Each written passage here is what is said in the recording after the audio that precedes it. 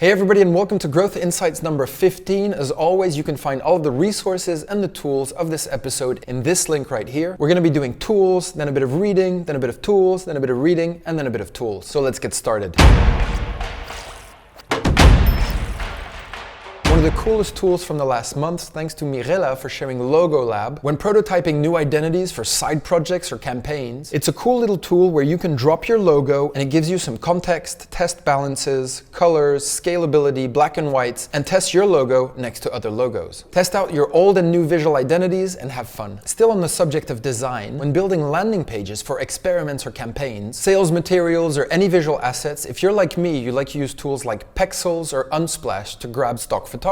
Here's another old but gold one that we haven't mentioned yet. Don't forget about Pixabay, which has a nice long range to choose from. They do look a bit more stocky than Unsplash, but searches always come up with relevant results. Still on the subject of stock and visual, here's a really nice share from Adriana called Undraw, which offers tons of free illustrations and visuals by theme or category. Here I search for payment, communication, blockchain, motherhood, and even fishing. And I can also change colors to match my color scheme. Now, still on the subject of front-end design and front-end code, thanks to Davide for sharing codepen.io, which is like Behance but for front-end developers and designers. They provide the HTML, CSS, and JavaScript for really nifty front-end animations and designs. On CodePen, you'll find anything from slick sign-up buttons to stacks of images, cool backgrounds that move with the mouse, or random topical animations like this funny Banksy theme, or even this couch potato animation. Check it out and thank me later. Still on the subject of front-end and design, thanks to Jean for sharing FreebiesBug, which has tons of free front-end resources in PSD file, Illustrator, Sketch, and code snippets. Everything you need to shortcut your design process. Once you've built your page, most developers use a text called lorem ipsum to fill in the written content that isn't ready yet. It's basically a widely used text placeholder. Here's a cool website that decides not to use the traditional lorem ipsum, but actually replaces it with sort of hipster text. It's funny and it's useful if you're bored of lorem ipsum. In the same vein, here's a very nice share from Ferdinand, which does the exact opposite. This tool turns the text of existing live websites into lorem ipsum text. It can be a great way to test how intuitive a page is without having to look at the text. It's also a great way to hide text you don't want to show. Okay, now let's look a little bit into what our team has been reading. Here's a nice share from Ben about which skills CMOs should invest in to be on top of their game. This is very similar to the T-shaped marketeer video that we published, and it's not so much about the article here, but it's actually one specific analogy which we really liked. The author finds it remarkable that if you're in a football team, you totally accept that you have to continuously build skills, that you have a coach, that you have to continuously train. However, in the business world, for some reason, we forget about training and we spend all our time executing and answering emails and doing meetings. Now, this falls perfectly aligned with something Jean picked up in a recent conference. The fact that CEOs don't really trust their CMOs, they prefer to trust their CFOs or their CTOs, because those people rely on data, whereas CMOs tend to not rely on data enough. And that's where we as growth marketeers have an important role to play. On another note, a few episodes ago, I shared this mesmerizing YouTube series about a guy called Edward Bernays, who was the founding father of PR. Well, here's a modern use case of propaganda shared by the New York Times. It's a story about how Russia's internet research agency used a small team of about 60 people with a budget of only $100,000 to generate 80,000 posts on American social media and reach 126 million of the 137 million potential voters of the 2016 presidential election. Now, when you think about it, that $100,000 is so small when you compare it to the huge marketing campaigns that the candidates had. Read the article, it's absolutely captivating. This team also used Instagram accounts, Vine accounts, created short videos. It's a modern day example of what we call public opinion hacking. And since you're in the mood for reading nice long geopolitical articles, here's a must read about actual hacking. This is a beautiful piece by Bloomberg about how China integrated a tiny microchip into the motherboard of servers that ended up in key government agencies within the United States. This is what we call a hardware hack. It's kind of rare, and this is just another mesmerizing modern day story. And finally, a recommendation by Thomas. You should definitely check out The Cleaners. It's a documentary about tens of thousands of so-called cleaners who work behind the scenes to ensure that only approved content is accessible to users on social networks. And since a couple weeks ago, you can watch it for free over here, and here's a link to the trailer. Okay, and in more marketing related news, we talked about Pinterest Lens a couple weeks ago. Snapchat has now integrated visual search, which basically lets you take a picture of an object and then buy that object on Amazon, or the object that most resembles that object on Amazon. We've talked in the past about these frictionless buying experiences, which reduce the need for user interfaces and completely shift the customer journey. Finally, a little gem of knowledge which I stumbled upon since I listen to like 1 or 2 hours of podcasts per day. It's called podcastnotes.org, and it summarizes a bunch of different interesting podcasts on business, education, gut health, startups, you name it. So what I do now is I actually go through the notes and then I decide on some new episodes that I want to listen to. Check it out, I hope you'll like it. Okay, now let's jump back into some cool tools. Thanks to Jean for sharing this little gem. We've shared Social Blade in the past to find most important influencers on YouTube, and this is just as interesting. It's a sponsored post calculator. So you input the name of an influencer and it gives you an indication of how much a post on that person's Instagram would cost. Speaking of Instagram, this one's also pretty sweet. Now downloadgram.com allows you to download high resolution versions of any image on Instagram. It's great for when a small screenshot just isn't enough. However, it only works with open accounts. So private accounts, it will not work. Speaking of influencers, here's a nice little visualization that I found to find out who's trending online. This wiki billboard is an interactive chart which visualizes how often famous people are in the media spotlight according to Wikipedia searches in real time. So if you want to know who's trending right now to piggyback off of that trend, it can be an interesting tool for you. Okay, now let's talk project management. Here's a very nice tool from Ferdinand to get your brain on paper. Sort of. Now, if you're working on a new project, a new campaign, a new experiment, it can be quite limiting cognitively to use Word or a spreadsheet to brainstorm your ideas. Real-Time Board is a powerful mind mapping software that allows you to avoid paper and let your mind go wild. Check it out, it's super intuitive and it's free to test. Now, speaking about mind maps and flows, Julia shared Funnelytics a couple weeks ago. Here's another similar powerful tool recommended by Julia. It's used for user flow journey mapping and funnel mapping. When it comes to experiment design, very often the devil's in the details. Funnel flows will allow you to find the devil and also to communicate your experiment design better to other stakeholders. This was very useful for a recent experiment that we designed at the top of the funnel for lead generation. And lead generation usually revolves around some sort of content creation, right? And sometimes, like me, you might be out of creative juice. What type of content should I create? Well, here's a creativity shortcut tool shared by Adriana and developed by Outgrow. It's an interactive content title generator that can help you come up with ideas on interactive content to create. So here, for example, I wanted some interactive content ideas around blockchain, or here's something around growth teams, and it's really giving me lots of ideas to work from. It's also a great example of how Outgrow is currently generating leads. Okay, great, so you've got this amazing content that you've published. Now, when you want to promote that content, here's a really nice tool. So at Growth Tribe, we use Rebrandly to create our short links and to integrate retargeting pixels inside that link. Here's a new player in this space called Retarget Links. What's different about their approach is that they allow you to create a short link and upload your banners. So you're creating the short link and the retargeting campaign at the same time. Ooh, and here's another one of our favorite ones from the past weeks. It's called mailcharts.com, and it's basically a competitive analysis tool for email. On the free version, you can get all of the emails from the past 14 days from your competitors or companies that you want to track, rather than having to sign up to all of their email newsletters. Only problem is, it only seems to work well for larger companies and not for the smaller competitors that you might have. Speaking of competitive analysis, here's a really nice share from Thomas. This is a tool that does heat map competitive analysis. So basically, you can put the website of a competitor or a company you're interested in into this tool, and it will give you an estimation of what their heat maps and their click maps look like. It doesn't work every time, but when it works, we've had some really nice insights from it. Now, we all know that one of the most powerful persuasion tactics, one of the most powerful cognitive biases, is fear of missing out, or scarcity. Here's a beautiful example of fear of missing out shared by Julia from the brand Supreme. When a Supreme product sells well, they never make it again, which creates huge FOMO. It also creates insane resale prices that get as high as 1,200% or more. Supreme now publishes new products once per week, and they sell out in 30 to 60 seconds. Maybe that'll make you think about your sales strategy and your product release strategy. Also, in the required reading from the past couple weeks, network effects is a paradigm-shifting concept, arguably developed by Brian Arthur in this 1996 Harvard Business Review article. It's the idea that as a network grows, it translates into a law of increasing returns versus diminishing returns. It's a major concept that has driven companies like Facebook, LinkedIn, Airbnb to be some of the world's most valuable companies. And here's the ultimate Bible on network effects created by James Courier. Another bit of reading linked to network effects. Here's an extensive guide on churn shared by Job and created by Price Intelligently. I especially like their mental model around early stage, midterm, and late stage churn. Okay, so those are really big pieces of content to read. In shorter pieces of content, it seems that LinkedIn has started to restrict their Boolean searches. This is what happens when AI is asked to create the most entertaining bicycle race possible. I guess that says a lot about the human character. Also, in the subjects of AI and the economy, these seem to be the jobs that will be the most highly impacted by increased automation. So we see at the top, jobs that will grow the most are software engineers, marketing specialists, HR specialists, marketing managers or recruiters. And at the bottom, the ones that will be the most impacted are editors, journalists, customer service reps, salespeople, and assistants. And here's one of my favorite machine learning resources from the past weeks. So we've talked about natural language processing in the past for topic modeling or sentiment analysis. For these models, you usually don't need to build your model from scratch. Somebody's already actually pre-trained these data sets for you. Here's a great free resource by Gengo with 15 free sentiment analysis data sets. In here, you'll find directories for sentiment analysis, product reviews, movie reviews, and a bunch of other categories. Okay, now let's go back to tools a bit. This is kind of a random flow of a bunch of different tools we've been playing around with for the past couple of weeks. Maybe they're not super relevant and some of them are kind of gimmicky, but they're fun anyway, so let's have a look. Here's an example of a pre-trained machine learning list. We know gender is a controversial subject at the moment, but this tool allows you to guess the gender of a person based on their first name. We needed this last week when we had names but no gender for one of our leads lists. It won't work all the time, but it's great to help you gain time. Here's another one. We've talked about Flippa.com in the past, where you can sell and buy websites and businesses to kickstart your growth or shortcut your SEO. Here's another option. It's called Exchange Marketplace, and it's a great place to buy a strong domain name or an existing website or a side project. Here's a fun one shared by Ferdinand. I think the concept is quite interesting. You Don't Need WP.com is a website that allows you to build websites based on Google Docs. It's a cool concept, but it might hurt you if you actually want to rank in search. Here's another nifty one recommended by Stefan. It's called let'senhance.io. So what you do is you input a blurry picture and it tries to make it sharper for you. Another random one that Jean's been playing around with, it's a tool from familiarbots.com, and it's a little wiki integration for Slack. So basically you can integrate Wikipedia snippets into your Slack. You can ask it questions and ask it to pull up specific Wikipedia pages so you don't need to leave Slack. Kind of gimmicky, but also fun. Okay, and finally, in some tools that we use and that have new features, RapidMiner has a new tool to run in-browser prediction models. It looks like RapidMiner has improved quite a lot since last year, and we're going to be playing around really hard with this tool for the next couple of weeks. And then finally, Phantom Buster has some new integrations again. They allow you to get your competitor's best Facebook post, extract all the people who liked or commented, auto-like all your prospects' last post to send them notifications, and do the same with an event where your prospects tend to go. Always risky to play around with these tools, but Phantom Buster keeps delivering on small, sneaky tactics that you can use. Okay, thanks a lot for staying this long. Don't forget to download the resource list at this URL. We'll be cooking up a great new episode for you guys within a month. Please leave tools and things we should be reading in the comments, and we'll see you guys really, really soon.